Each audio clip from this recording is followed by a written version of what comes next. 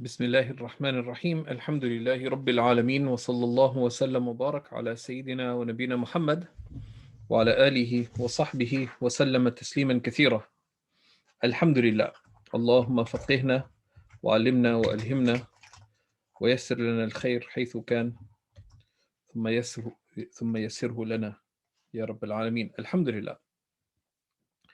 So we're looking at the things that do not break the fast, right? And one of the things that the Hanafis do is that they are prescriptive, right? They give rulings to specific matters, right? And one of the reasons being that there are so many nuances that affect individual cases, right? So and that's sometimes frustrating, but there are governing principles, and these principles interpenetrate, right? So what are some of the governing principles that relate to the invalidation of fast? Fast is invalidated if a recognized invalidator enters in a recognized manner from a recognized point of entry into the recognized body cavity. As long as it is not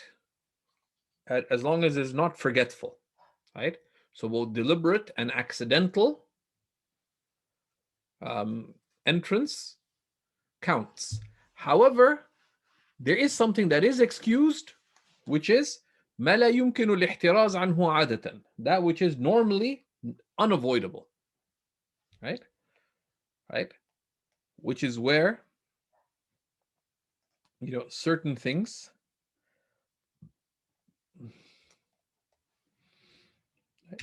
are considered to be excused, even though a body enters, right? Amongst them, what we saw that, if the dust in a mill enters, right, without one's deliberately seeking to consume it, right? Idakhala, as opposed to idkhal, right? And right, if it enters.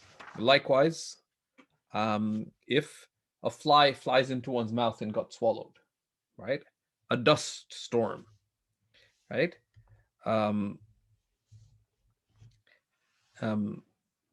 Other things where the entry is not for sure, and we looked at that, right? Such as if you swim in a river, right?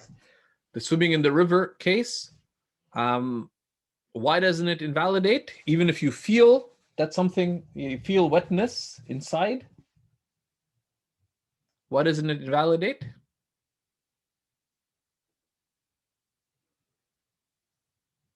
للضرورة. No. Darura is a hard thing to argue. Very simple. Yeah, it says للضرورة, but what is the darura? It's not a jof mu'taba. What is not? Your stomach is not. You feel wetness in your stomach. Sorry, water going through your ear is not a recognized way of way. One, yeah. Firstly, it's not medically a point of entry into your system. Number one, right? But number two, very simply, are you sure that water went in? No. Right? Simple. Right? That you're not sure. You swam, you feel a coolness in your stomach or your throat, whatever. Are you certain that something went in? No. Right?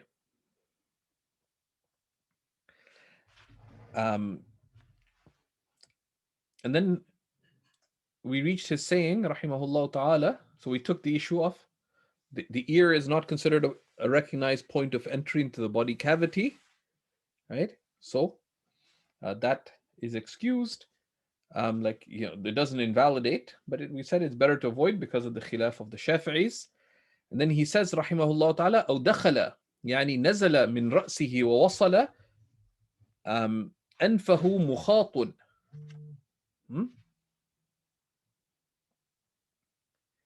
فاستنش فاستن فاستن فاستنشقه عمدا وابتلعه لا يفسد صومه.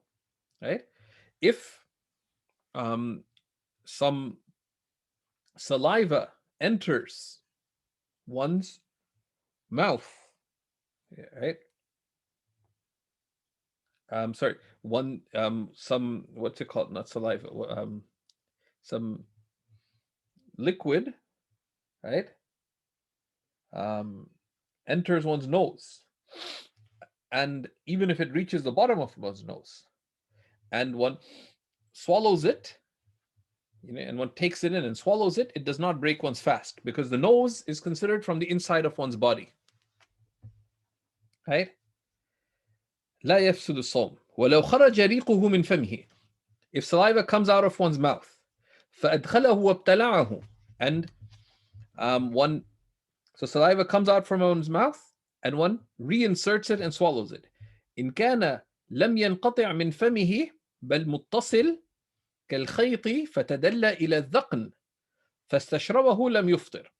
If saliva comes out of one's mouth and it still remains connected to the inside, like a string, even if it reaches your chin and then you swallow it back up, it doesn't break the fast. طبعا الاحتراز أولى. It is better to avoid such matters. وإن انقطع فأخذه وأعاده أفطر. But if it disconnects from the mouth and then you put it back in, it breaks the fast. كذا في الفتح. قال أبو جعفر الهندواني إذا خرج البزاق على شفتيه ثم ابتلعه فسد صومه. Abu Ja'far said, if saliva reaches your lip, gets onto your lips, and then you swallow it, it breaks your fast. وفي الخانية ترطب شفتاه ببزاقه عند الكلام ونحوه فابتلعه لا يفسد صومه أو لا يفسد صومه. Both ways are correct. And in the Fatawa of Qadi Khan, if one moistened one's lips with one's saliva during speech and the like, and then you swallowed it, it doesn't break one's fast, right? And this is relied upon.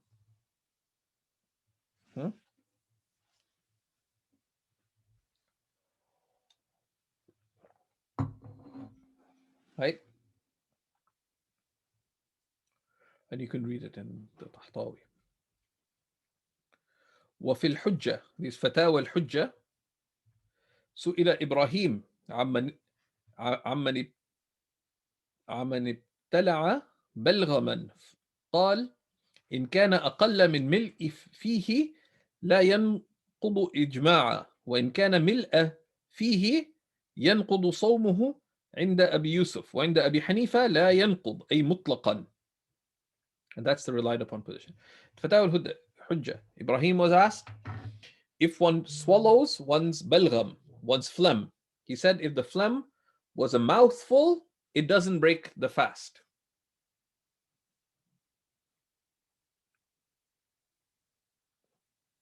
And if it's less than a mouthful, it doesn't break the fast. If it is a mouthful, if you gathered a mouthful of phlegm and then you swallowed it, then it breaks the fast according to Abu Yusuf. So it's something better to avoid, right? If you have a mouthful of, someone, for example, coughed and they got a mouthful of phlegm, highly unlikely, but if they had it, then they should spit it out, according to Abu Yusuf. But according to Imam Hanifa, it does not break the fast, and that is the mu'tamad, as mentioned by Imam al-Tahtawi. But then Imam Shurunbulali, and you see here, a lot of the manhaj of Imam Shurunbulali, right, on many of his choices is, there's a manhaj of fiqh ma'ad diyana, right, fiqh, right, with religious concern, right, that how do we make a choice that is practically cautious. So he says, وَيَنْبَغِي إِلْقَاءُ النُّخَامَ حَتَّى لَا يَفْسُدَ صَوْمُهُ على قول الإمام الشافعي رحمه الله. كما نبه عليه العلامة ابن الشحنة ليكون صومه صحيحا بالاتفاق لقدرته على مجها. And it's befitting that one spit out, saliva that you have in your mouth, if it gathers in your mouth, particularly in the front of your mouth, in order for one's fast not to be invalid according to Imam al-Shafi'i, right?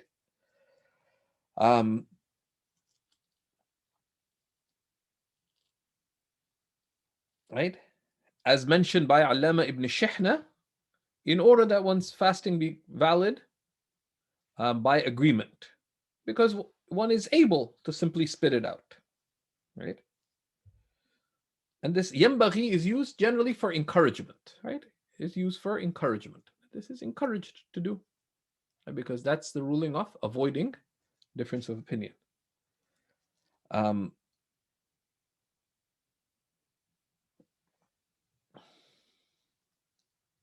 But people get worried about this, right? Because the mouth is part of the inside of the body. Even the saliva comes to the mouth, technically, even if it comes out and you take it back in, as we saw, it doesn't break the fast, even if it's a lot.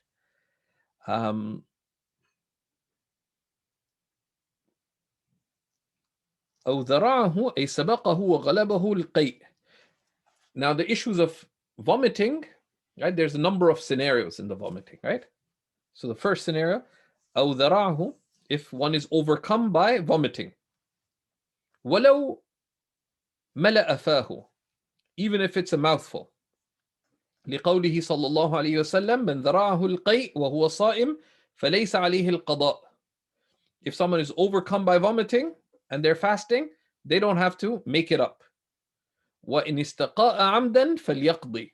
But if they deliberately induce vomiting, let them make it up. And we'll see the ahkam of istiqa'a or al-istiqa', like if you make yourself vomit. So vomiting, it overcame you. There are two scenarios, right? If it overcame you or you made yourself vomit.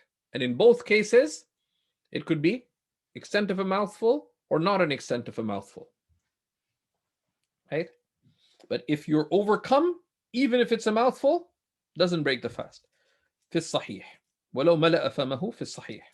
هذا عند محمد لأنه لم يوجد صورة الفطر, because the form of the fitr has not taken place. وهو الابتلاع, which is to swallow, i.e. من الخارج, from outside. ولا معناه, right? To the form of swallowing and الابتلاع. What is the ibtila' that is mufsid? It is من الخارج, من خارج, right? From the outside. ولا معناه, nor the meaning of invalidation, which is لأنه لا يتغذى به عادة, because this is not something that is normally used for غذاء, as food, because الطعام is ما يتغذى به عادة, that which is normally consumed. Okay. أو استقاء, or one made oneself vomit, أي تعمد إخراجه, one deliberately vomited, وكان أقل من ملء فمه على الصحيح, and it was less than a mouthful according to the sound opinion. وهذا عند أبي يوسف, then this is according to Abu Yusuf. وقال محمد يفسد وهو ظاهر الرواية.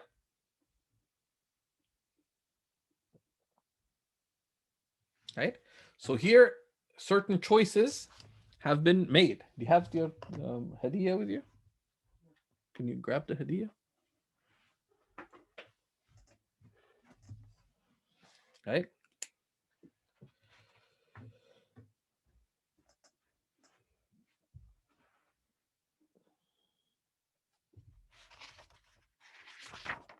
Right? So one is if you're overcome by vomiting. The other is if you made yourself vomit, أو استقاء أقل من ملء فمه, less than a mouthful. So then with making yourself vomit, there are two issues, right? It is the act of making yourself vomit, and then there's the act of taking it back in. right? So you made yourself vomit and then you take it back in. When does it break and when does it not break? Right? When does it break the fast and when does it not? Right? Yeah. Right? So here you can see, right, that now it being Zahir al-Riwayah,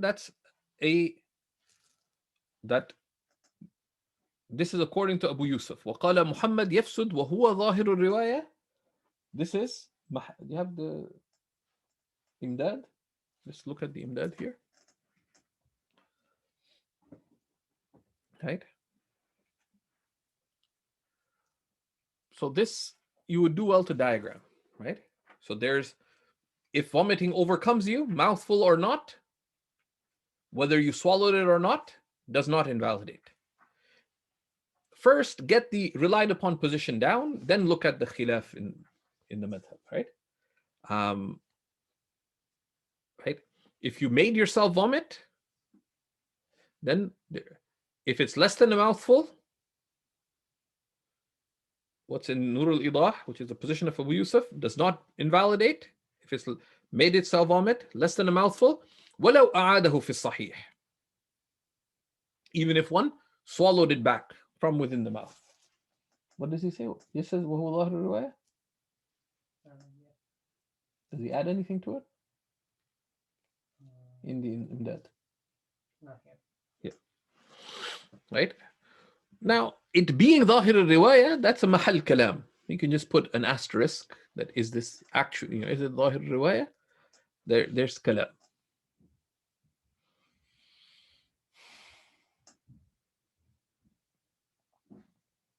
Okay.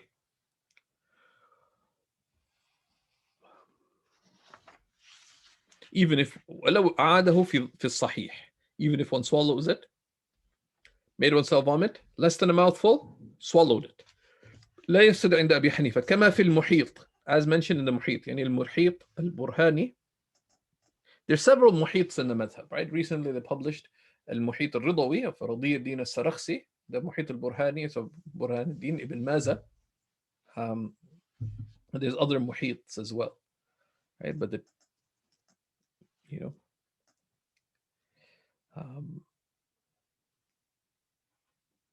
لعدم الخروج حكما, because it didn't go out effectively, just to go past the mouth and no longer to be connected with the mouth. ولا ينقض الطهارة, and it does not invalidate purity, because what is the condition of vomiting breaking tahara? Be a mouthful or more, and it not be mucus. Okay, be a mouthful or more, not mucus, okay? But there's another condition.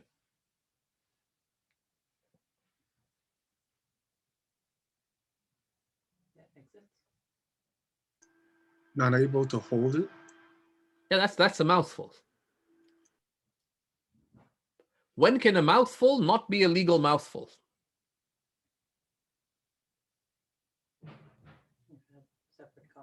Exactly.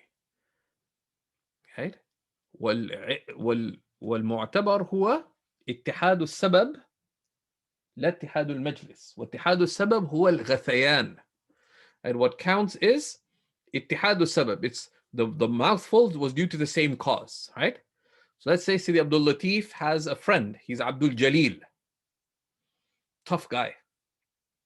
So he's sitting there and he vomits a little bit. But he still attends Sidi Abdul Latif's class. Vomits a second time, a little bit. Vomits a third time after a little bit. Now he's got a mouthful. He's trying to hold it in. Was that a mouthful? Was that a mouthful of vomit? No. No, because it's اختلاف السبب. Anyways. So لا ينقض الطهارة, it's good to revise the issues, and that اتحاد السبب thing is an important. وقال الكمال وهو المختار عند بعضهم لعدم الخروج. So this is what's chosen according to some of the ulama because it didn't actually go out شرعا. وقال محمد يفسد, right? That a mouthful that you swallowed breaks. وهو ظاهر الرواية. وَرِوَايَةٌ عَنْ أَبِي يُوسُف. And it's a narration from Abu Yusuf. لِإِطْلَاقِ مَا رَوَيْنَا. Because of the unconditional nature of the text that we have mentioned before. Right? The hadith that came by. Right? The hadith of Abu Dawood. Right? What was it? وَإِنِ اسْتَقَاءَ عَمْدًا فَلْيَقْضِي. If one deliberately vomited, let them make it up.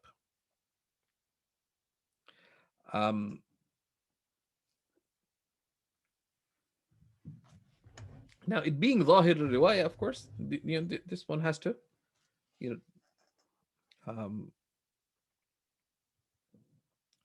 is a mahal of nazar, right?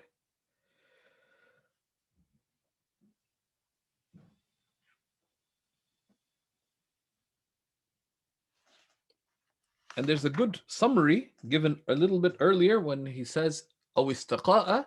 Imam al-Tahtawi gives a good summary of the issue, quoting from Sharh al-Sayyid, Sayyid Abu Saud. Right? Right? And someone could actually diagram this. Anyone want to volunteer diagramming it and sharing? You could make a diagram, make a PDF, put the diagram in it, and the text from Abu Saud. You want to take this one on?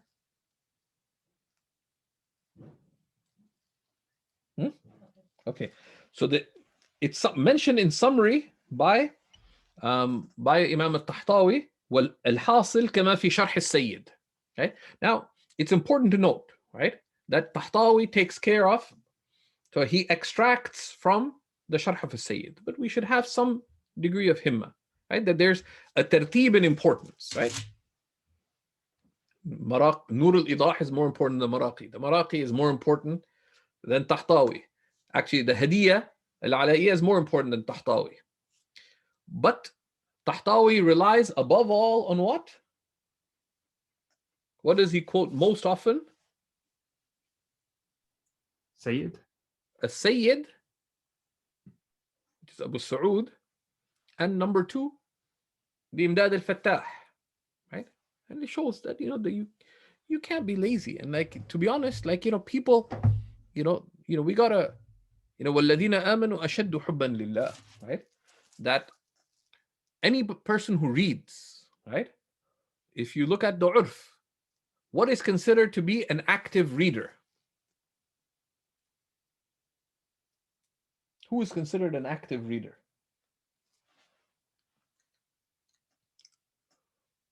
Right? Like in general. Someone could Google it actually, but not that, you can find studies, but generally, is a very reasonable expectation that someone finish a book a month. Right?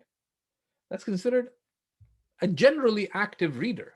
But people who are serious, it's not uncommon. And they say, successful professionals and executive in their field, they read a book a week. And it's not unusual because people who read, like, you can comfortably read a 200-page book in a day. Comfortably. 2 days, if you're a bit lazy. Right? And, so people just get into a religious rut that, these books are studied, but there's, and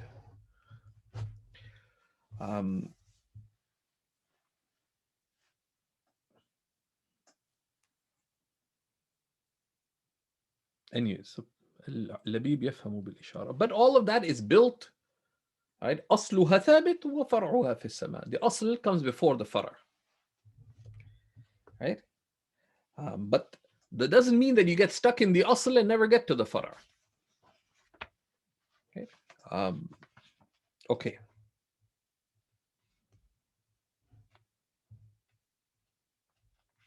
Right?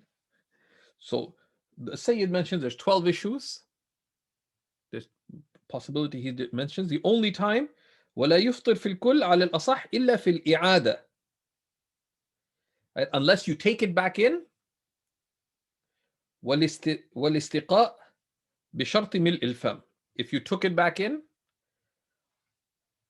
having deliberately vomited, if it was a mouthful. Okay. أو أكل ما بين أسنانه, or one ate what is between one's teeth. مما بقي فيه من سحوره, of what remained between the teeth from one's sahur. وكان دون الحمصة, if what was between one's teeth was less than the حمصة. Right? And حمصة is with a kasra and a shadda. حمصة. And the singular of حمصة is, what is it?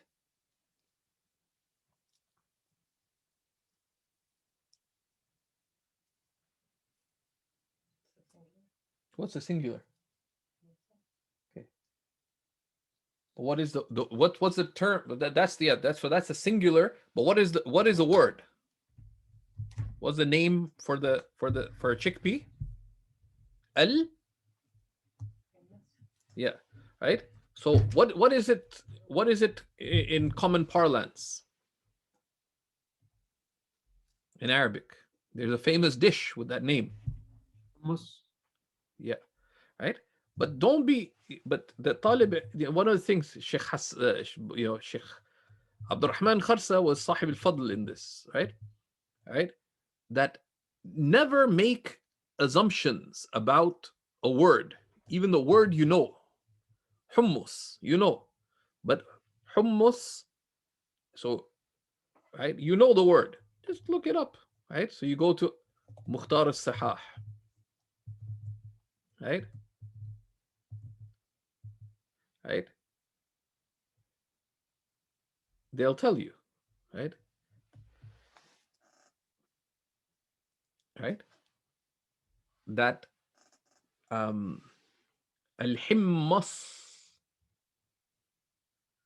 right? Al-himmas or al-himmis, right? بكسر الميم, right? And it's a rare form, and they explain why it's a rare form, right? Similarly, but you have to be careful of the worst. You know, the possibility of errors in the electronic editions are very high, right? Al-Qamus al-Muhit, what does he tell us? Sahib al-Qamus, right? So of course they tell you hims, baladun yuzakkar wa yu'annath. Himmas, sorry, that's Mukhtar al-Sihah. Qamus al-Muhit, right? The long entry. Of course, Qamus al-Muhit is very interesting because he gives all kinds of like medical property, especially on fruits and vegetables. He gives you all kinds of, right?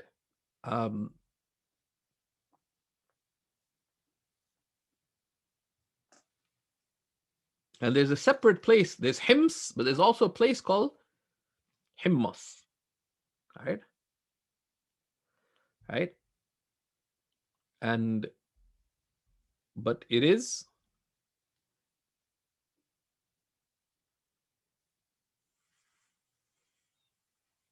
right? Even people's names, right? There's some people know who are Himsi, right? There's others who are Himmasi. There's others who are Hummusi. And that's their name. You should know it, right? But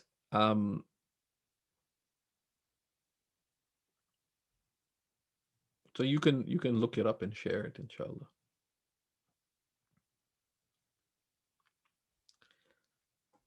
Right?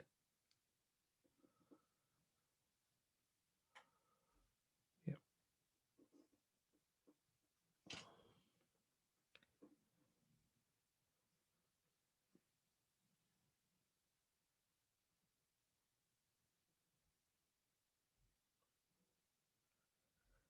So you can, okay.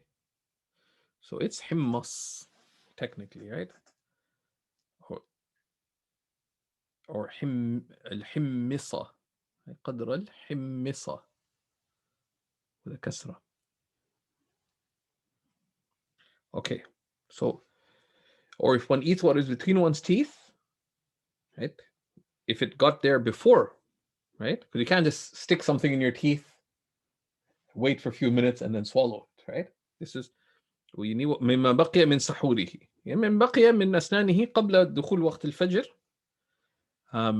وكان دون الحمصة. Right? If it's less than a mouthful.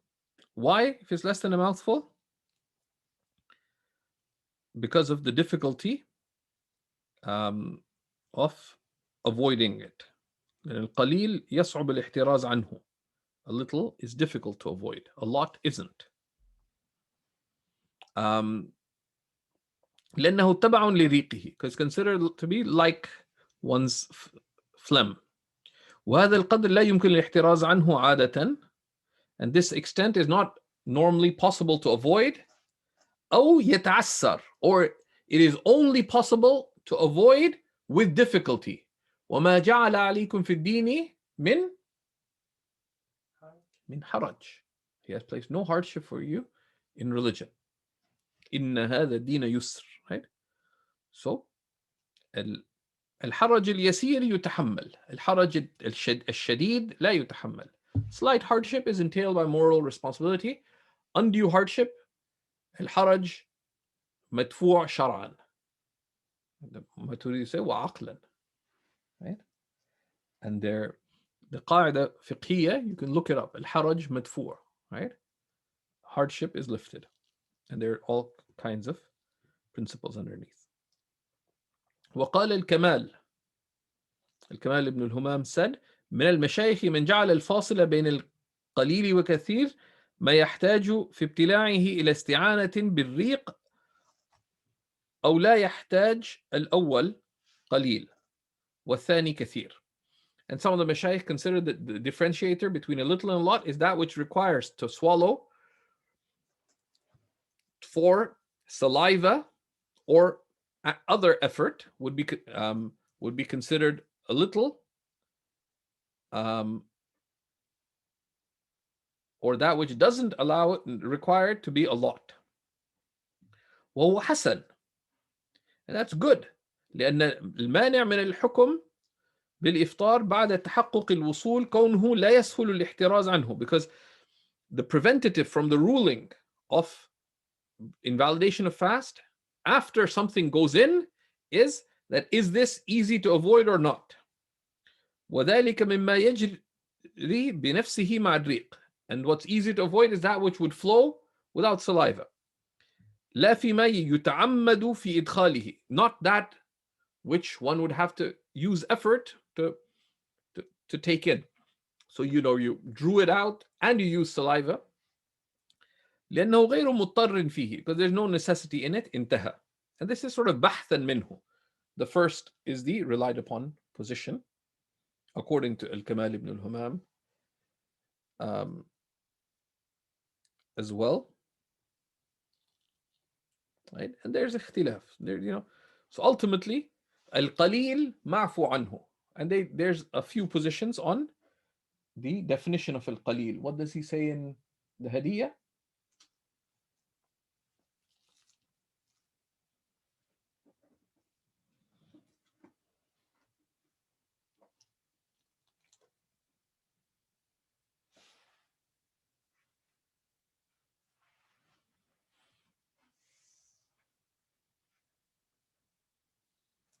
And the expression here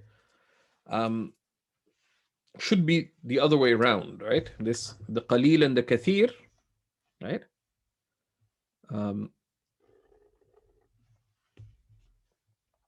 What does he say? In the matan. Yeah, right? So the qadr al-himmisa, the other is a secondary opinion, right? That some of the mashayikh said the other opinion, right? Even though Imam al-Tahtawi liked the other opinion, right?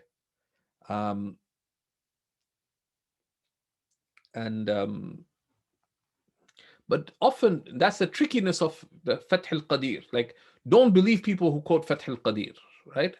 Because very often, and if you were to read here in Fath al-Qadir, right, he does two things. Like he does taqreer and then bahth. Right? He unpacks an issue and then he discusses it. The discussion is not fatwa. Right? He makes taqreer, right? And the taqreer that he follows, if I recall correctly, you can check it. The taqreer he follows is i'tibar of the same that's in the matan of Nur al-Idah. And you can see that elsewhere too. Okay.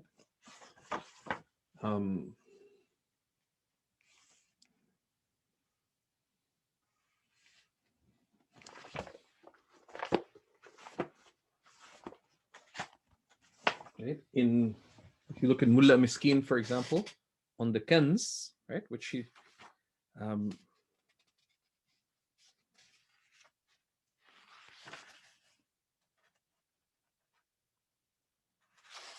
right?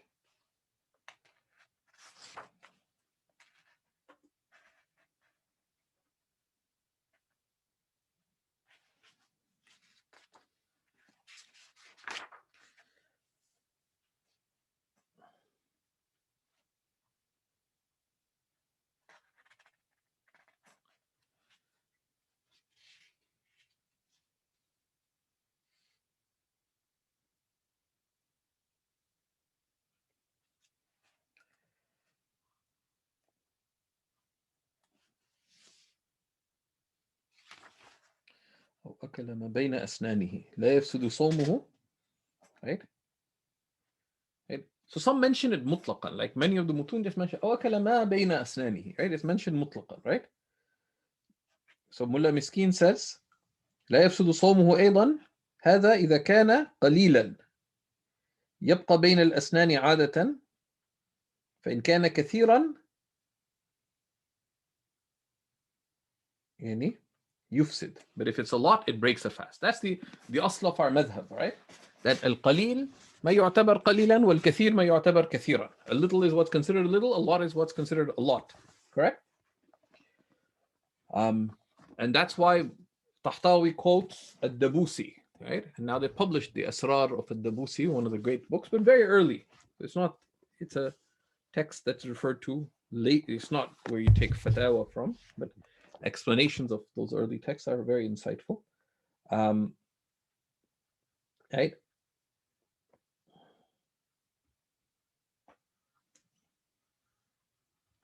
Right? So many of the scholars couch the two things. So Mullah Miskin mentions a little doesn't break, a lot breaks, and then he says وَالْحِمِّصَ وَمَا فَوْقَهَا كَثِيرٌ وَمَا دُونَهَا قَلِيلٌ. The himmisa and what's more than that is kathir, right?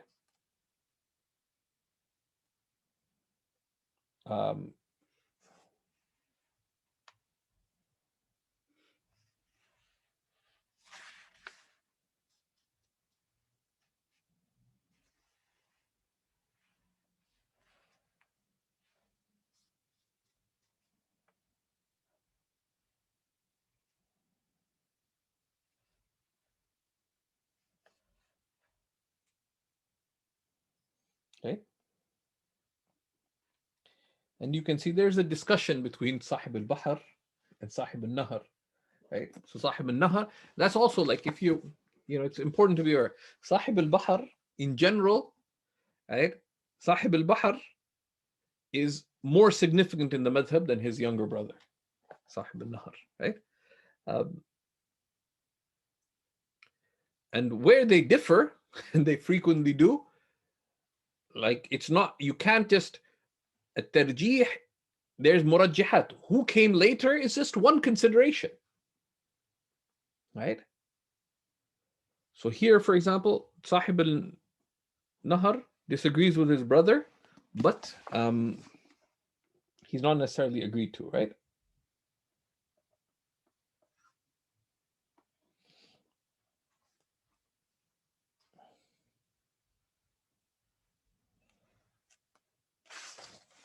Right? So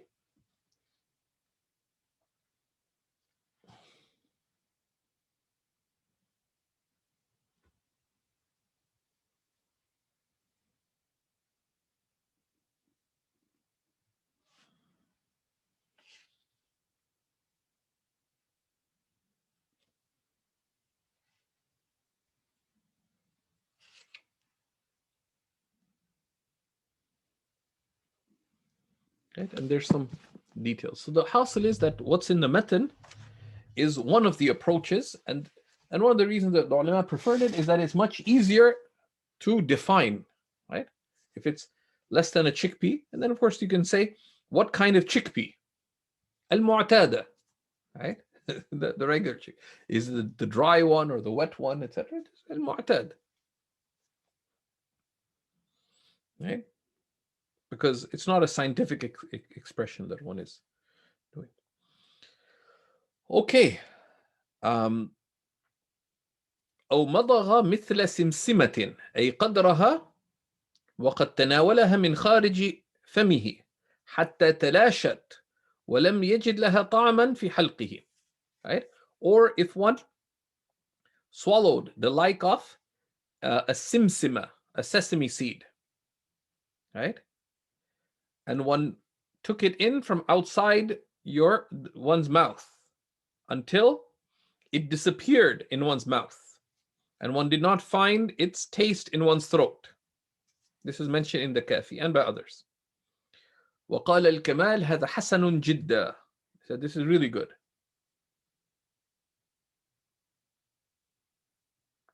So he says, so Al-Kamal says, فليكن الأصل في كل قليل مضغه. And let that be a basis for anything small that they chewed. Right? Right?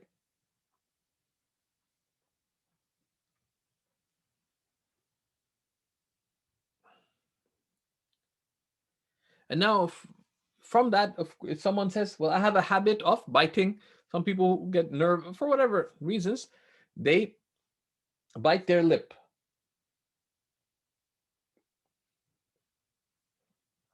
Firstly, they say, لا يقين مع الشك. Right? So simple.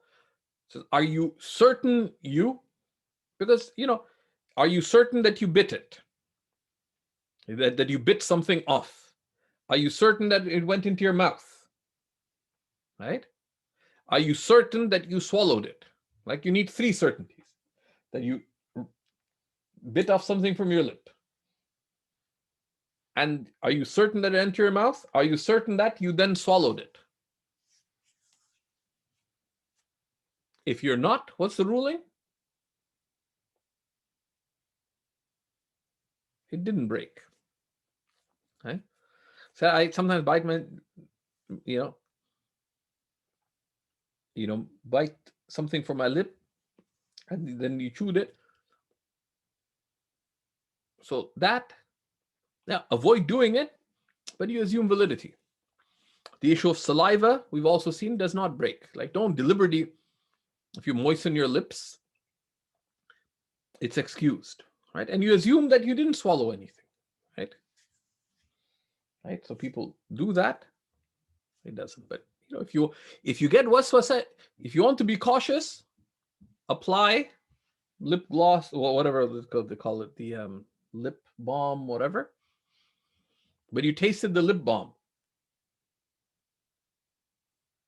it's excused, right? But if you want to be careful, just spit out once.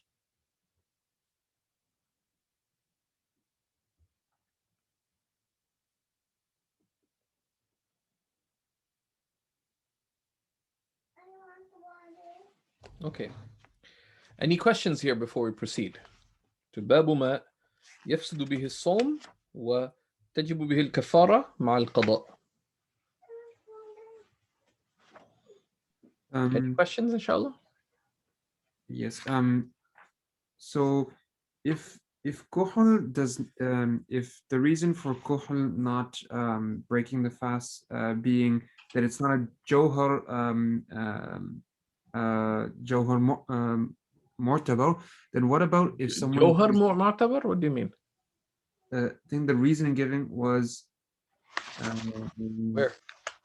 this is near the beginning of the section where he says أو ادهن أو اكتحل ولو وجد طعمه في حلقه. Then he says وتفيد مسألة الاكتحال والدهن الشارب. And then he says مما لا يكون جوهرا متصلا كالدخان.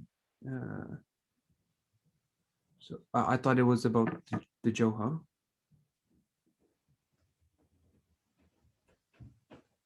So what's the question? So the question is, what about if someone needs eye drops for medicinal reasons? Could they But use? what does that have to do with kuhul? Well, it's the same it's the same point of entry. So what would be the difference if one can't use eye drops? No, you're putting a whole bunch of things in a blender. Hold on. Does applying kuhul break the fast? No, No. Why doesn't it break the fast? because that's not a Johar Mu'tabar. What do you mean Johar Mu'tabar? There's no such thing. Kuhul is undeniably got a body to it. So the eye is not A jof. Sorry, a Jof Mu'tabar. Okay, no, hold on. Two separate things. The jof is your body cavity, right? The body cavity. The eye is not a menfadh mu'tabar, right? Menfadh, a point of entry, right? Point of exit or point of entry, right? Is it a recognized menfadh into the jof? Is a recognized point of entry into the body cavity, right? So two things, right? Two things. Is it directly connected to the body cavity? That's number one. Number two, is this a recognized point of entry? Why? Because the ulama also considered, because ultimately everything reaches the body cavity, right? Not I mean, in the sense that if you apply, like that, there's absorption. You rub oil, it disappears. Where did it go to? Right? But is it a recognized point of entry? So that's the thing. But there's two separate things, right? So is it kuhul? Obviously is a discernible body, right? Because it's not a discernible body, you can put it on your tongue and swallow it, right? But it's obviously a discernible body. You can see it, right? A discernible body, one you can see normally, right? You can feel it normally. Sorry that I messed that question up. No, it's good. It's good to ask, right? So the masala of iktihal and duhnu sharib, right? Duhnu sharib, you apply oil to your beard. It's not makruh to do these, right? That engaging in something on the outside of your body is not disliked, right? Engaging something externally in which there isn't recognized entry into the body of cavity. That's the point of comparison between applying kuhul externally. Someone has nice chunky mustache, right? Now, if it's a woman who has a nice chunky mustache, please shave it. And if you're teaching some women and someone asks you, I have a nice chunky mustache, can apply oil to it? With wisdom, privately, you advise the person, maybe you should trim it or shave it, right? And there's ikhtilaf. Right? People ask, what's the ruling of keeping a beard? So, well, it depends if you're a man or a woman. If you're a woman, you have a beard. If it's thin, it's probably recommended to remove it. If it's a thick beard, it's probably wajib, if you're able to remove it,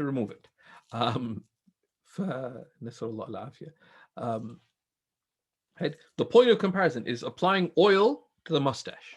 Now, there's a possibility, if you apply oil to a mustache, is there a possibility that some oil could go inside? Yeah. Right? And our senses are interpenetrative, right? What is a sense? How does your perception of taste most affected?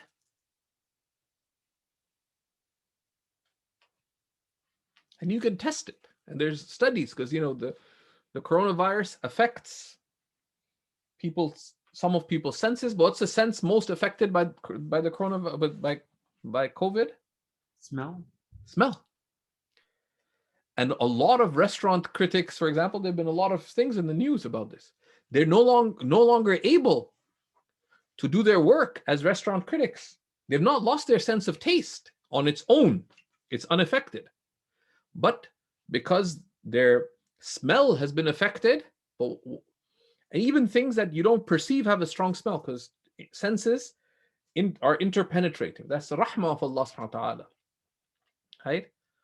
That has consequences, right? That in our ibadah, the more senses you engage, that's why they say when you recite the Quran, right?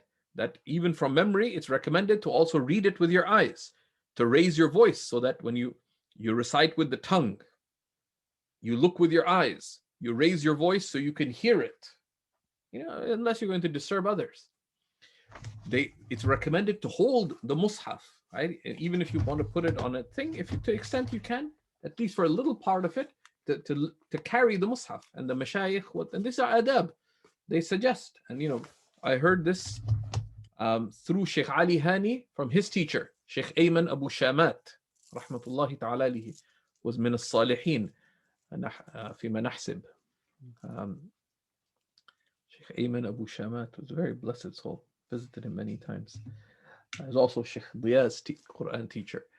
That he noticed once, one of them was holding the mushaf. They're holding it, but they're holding it like sort of on their lap. He said, no. Right? That the adab of the Quran is try to keep it at chest level, right? Because that's where your heart is. And it's ta'zeem.